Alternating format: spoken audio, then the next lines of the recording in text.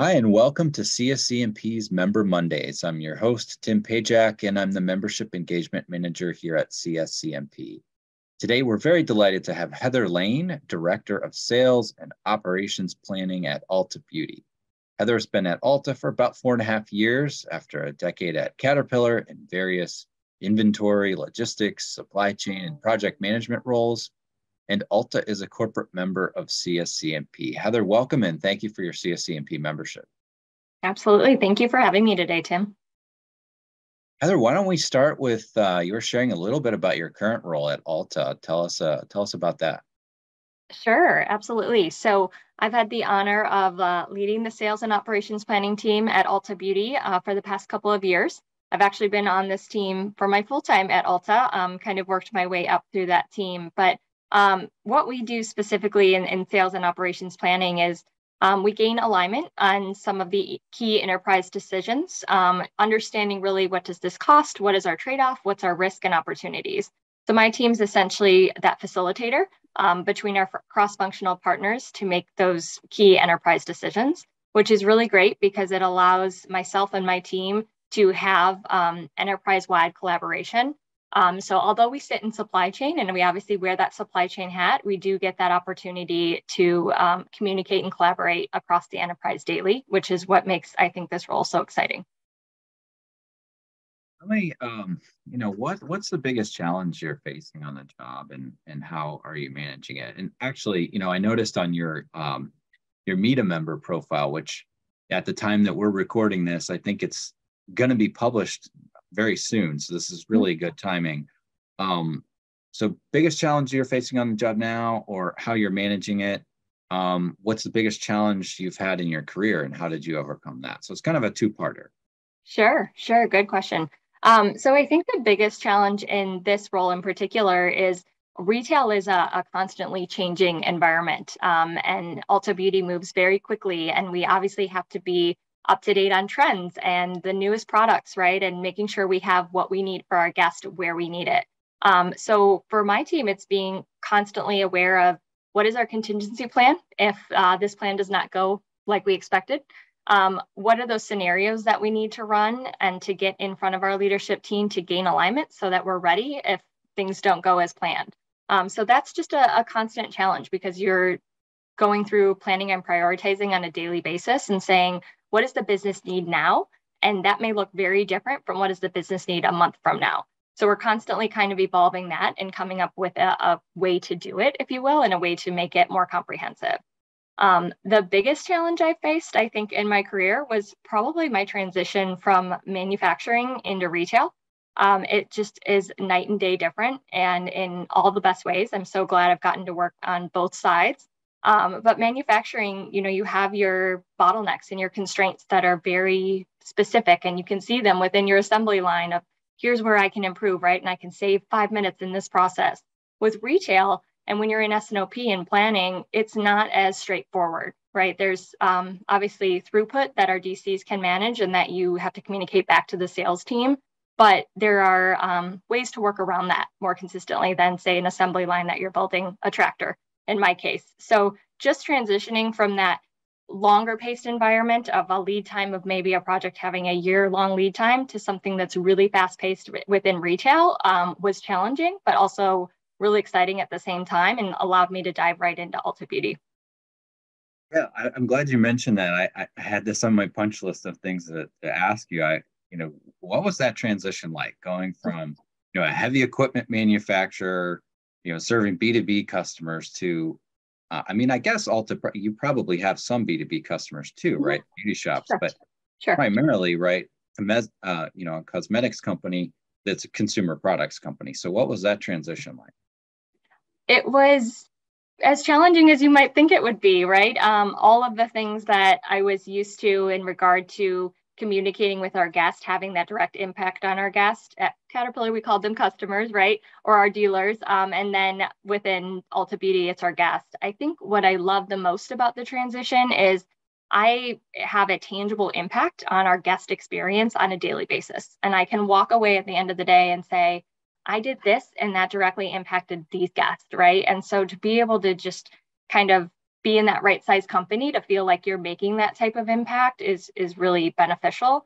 And a little bit scary at the same time, right? Because you're taking risk and you're trying to figure out what should I be doing and what should I be thinking about. And that's also impacting our guest on a daily basis. So all the decisions we make at Ulta Beauty, the first thing that we talk through is what is that impact to our guest, right? How can we make this experience as beneficial for them as possible? And then we start looking at cost and analysis and trade-offs and things like that. So just moving away from maybe that cost impact to what does our guest need was a shift in my mindset. Absolutely. And Heather, you talk also about challenges or obstacles or things that Ulta that it can go wrong, right, in the supply chain process. What does that look like compared to other CPG companies or other retailers? How does that look? Because you mentioned also having your finger on the pulse of consumer demand. It's changing, so it's almost like fashion, maybe, right, with beauty products, right? Absolutely. Yeah. I mean, I know more about TikTok than I probably would like to know at this point, right? Because something that had never trended before may be huge tomorrow. And we have to be able to adapt to that demand very quickly. So it's that constant push-pull of how much inventory do you hold so that you can be reactive, and then how much do you want to leave with your vendors and your suppliers and allow them to kind of feed that into our network. So I think there were a lot of learnings after COVID as we were all just trying to figure out, as we moved away from that just-in-time strategy to what do we truly need to run our business. Not saying Ulta Beauty has it down and we're perfect, but we've certainly made a lot of gains and insights into how to manage our inventory and how to flow it in the most effective way.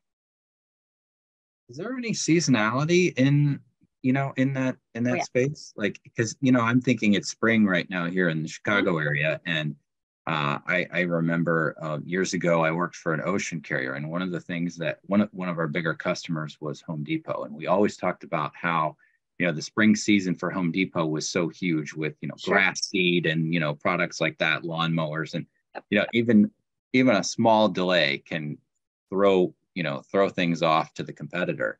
What does the seasonality look like in this space?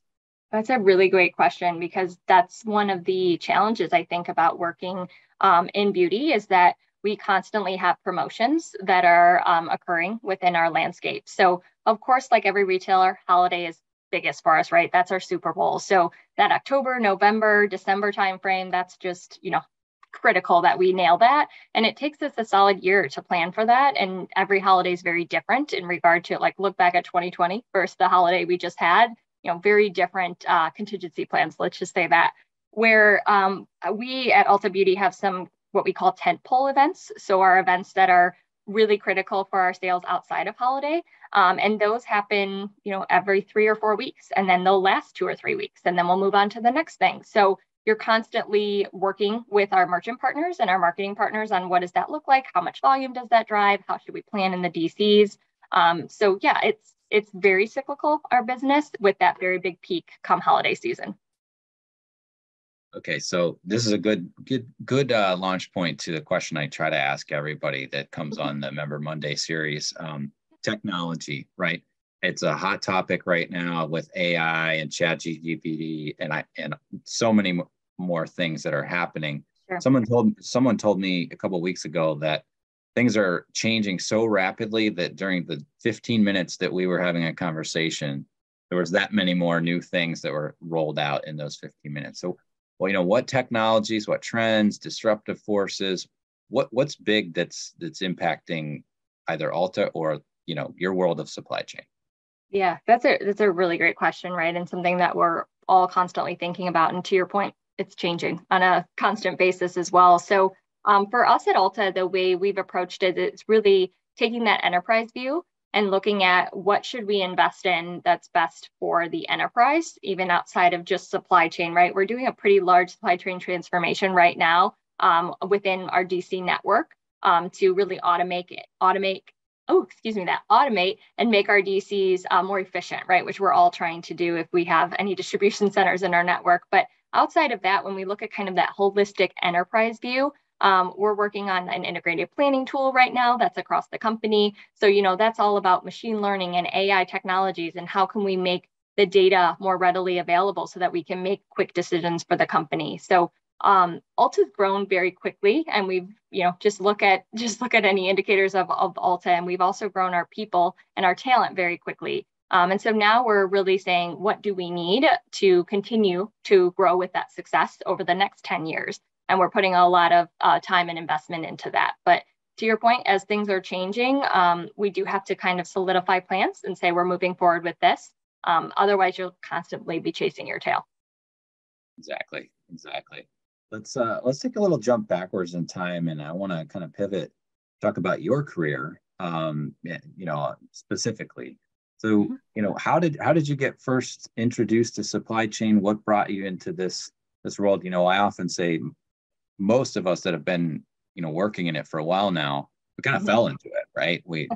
Very few of us sought that out as a career. This newer generation, for sure, many of them did seek it out as a career. But sure, tell me, what's your story? Yeah, I think you're so spot on. The pandemic obviously has brought about the importance of supply chain, right? And just how critical that is to have that be smooth. And we actually just hosted an event at our corporate office for supply chain students, and it was from about 17 different universities, and they attended. And they're specifically majoring in supply chain, and they're looking at, how do I get involved? And I'm like, I didn't have that back when I was in school, right? I was a general business major, kind of trying to find my footing once I got my degree. And it's really neat now to see that there's such a focus in an area that needs it and needs talent. And specifically, we were focusing on women in supply chain, just because in that leadership position, you don't see as many women. It's gotten better over time, but we know it's specifically, how do we drive that next generation to bring women into the supply chain world? So for me in particular, just kind of falling into it, to your point, Caterpillar at the time had a rotational program right outside of me graduating. And I was able to be in different rotations for about 3.5 years. And I thought that was a great way for me to learn the business quickly and take that general business degree and start to apply it.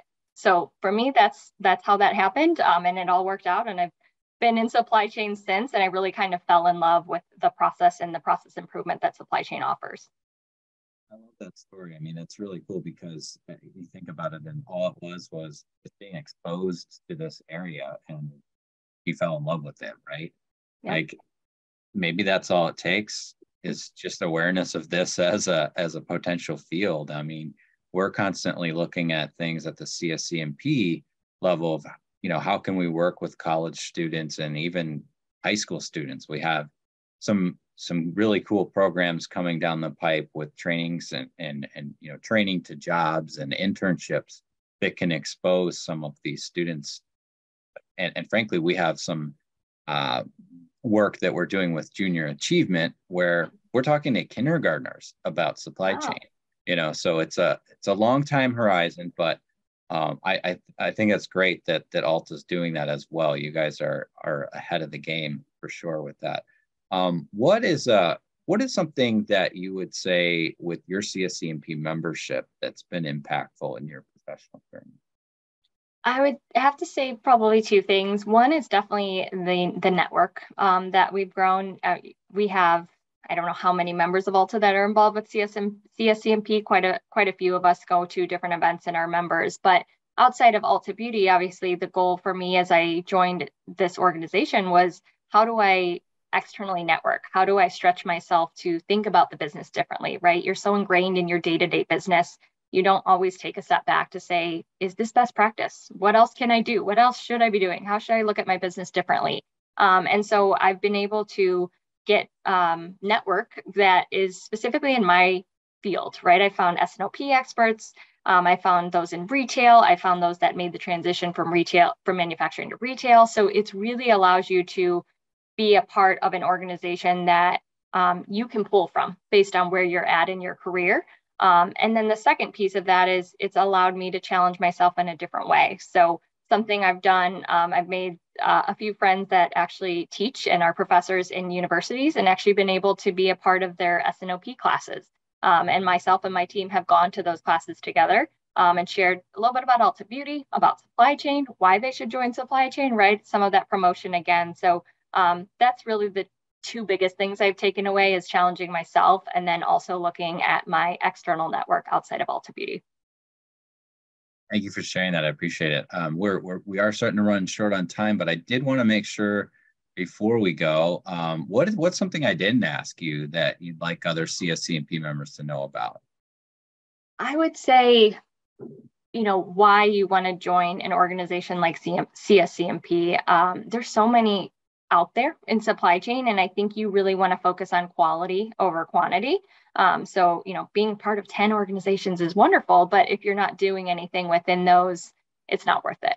This is one that it could be your only organization that you choose, or it's your stepping point as you're growing in your career, and you're really going to get that plethora of experience from virtual to in person to that network that we all want to build. It's what you make of it, right? So I would say, for those kind of thinking, is this something I should join? Is this something that would be a great starting point for me? I would say absolutely. And it's what you take away. You can sign up all day online, but you've got to put in the work with that network to really build it. In all due respect to all the other supply chain organizations out there, I couldn't have said that any better. Thank you for that. That was great. That is all the time we have today. Heather, thank you so much for your membership with CSCMP. We certainly appreciate you joining us for this edition of Member Mondays. Thank you so much for having me.